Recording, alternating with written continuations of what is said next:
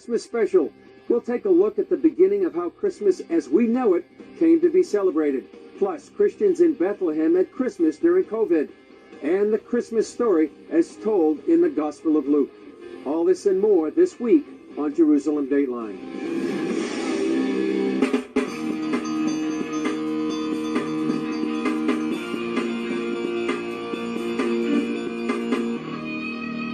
Hello and welcome to this special edition of Jerusalem Dateline. I'm Chris Mitchell.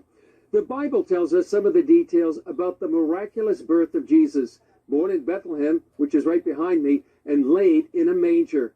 But it doesn't give us a date or tell us to celebrate it.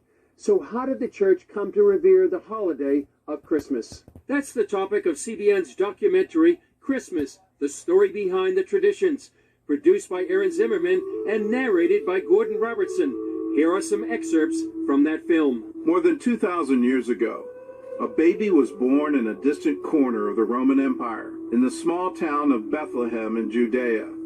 It was a simple birth, but one that would reverberate around the world. For the next 2,000 years, the story of the Nativity would be celebrated, debated, exaggerated, and sometimes even banned. But today, the birth of Christ is the biggest holiday on the Western calendar.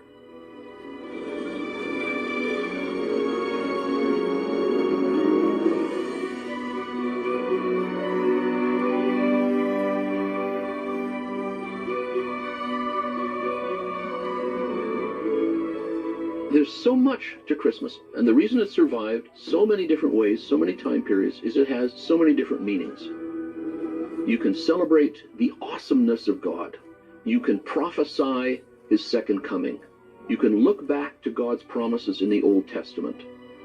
The incarnation is a big thing to celebrate, totally upending every concept of how a God would appear. Not in a palace, not in majesty, not with power, not with might. Helplessness. He has to be sheltered by a young woman. How could we not love a God who puts himself through that for us?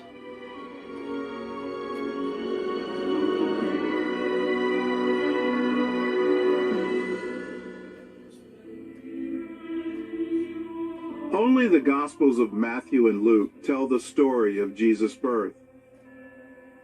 It wasn't mentioned in the letters of the Apostle Paul, and the first century church never celebrated the Nativity.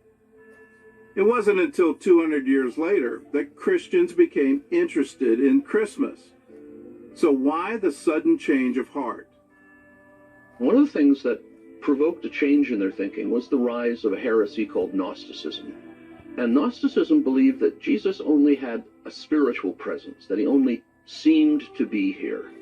In order to counter this heresy, Christian theologians had to stress the physicality of Jesus, his birthplace, the place in a cave or an animal shelter where he was born, the fact that he was wrapped in swaddling clothes. All of that became important to stress that Jesus had an actual physical body that suffered on the cross. So how did December 25th become the date for Christmas? We have so few dates associated with Jesus' life and death. The only thing that the early church really knew was that, according to the Gospel of John, Jesus died on the 14th of Nisan at Passover time. That's a fixed date in the Jewish calendar. And really, that date became a key to unlock for the early church what they would propose to be the date of his birth. In Jewish thought, there was an expectation that creation and redemption would take place on the same day. Now, the Christians knew with certainty that Jesus died at Passover. Tertullian suggested that in the year that Jesus died, the 14th of Nisan fell on March 25th. Why was this important to them? If creation and redemption happen on the same day, then they assumed that Jesus was conceived on the same day that he died. And then the next part was a simple math forward, add 9 months, and we go from March 25th to December 25th. In the West, working from the church fathers prior to the time of Constantine, we see the establishment of December 25th already as the date in which we commemorate the birth of Jesus. In 336, the Church of Rome officially proclaimed December 25th as Dies Natalis Christi, or the birthday of Christ. But while Western Christians accepted that date, the Eastern Church celebrated on January 6th. So what did the earliest Christmas celebrations look like? They didn't really have public churches at this point. They're meeting in houses, in just rooms, often in secret as well. So I think in those early days, you have very private, secret, and quite solemn celebrations of Christmas. And it's really only once you start to get Christianity on the rise in the Roman Empire, in around about the sort of 300s AD, that suddenly you have bigger celebrations of Christmas. What did they do on Christmas? The celebration of a Mass, which is, of course, the preaching of the gospel, and the Lord's Supper in honor of the birth of Christ. It's Christ Mass. At Christmas, a Mass would be said after sunset before sunrise, like the tradition of going to midnight Mass. Where does that come from? It comes from the early practice of the earliest Christians in the 3rd and 4th and 5th and 6th centuries, when they would go to a midnight Mass to celebrate the birth of Jesus. After 1,800 years of controversy, materialism, and a date that can't really be proven as the birth date of Christ, some may ask, why should we even celebrate Christmas? The answer can only be found by returning to the original story. Christmas marks the birth of Christ. An otherwise distant God becomes an infant. He comes and says to us, "I love you." But he says it through the cry of a baby.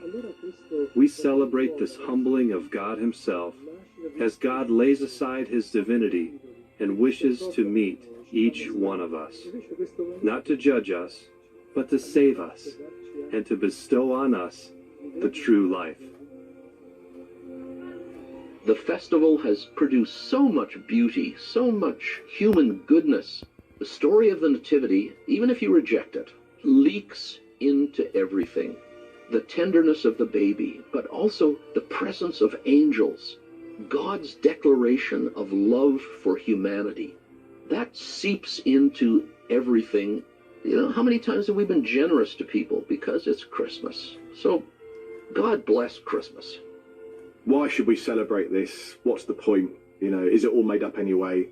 Bah humbug is what I would say to that. Santa Claus, in his origins, is a generous bishop who particularly had an attention for the poor and the people who needed help. It wasn't about pushy present buying. It was about helping people in need. And then the Dickensian Christmas and Washington Irving's cozy family Christmas, putting family at its heart and generosity and charity. And these are all very good things. And over the years, yes, we can easily forget, I think, a lot of those charitable and generous attributes to do with Christmas. But I think at its heart, it's a good festival and it's about spreading love and joy and having a goodwill to all men. So, as Tiny Tim observed, God bless us everyone.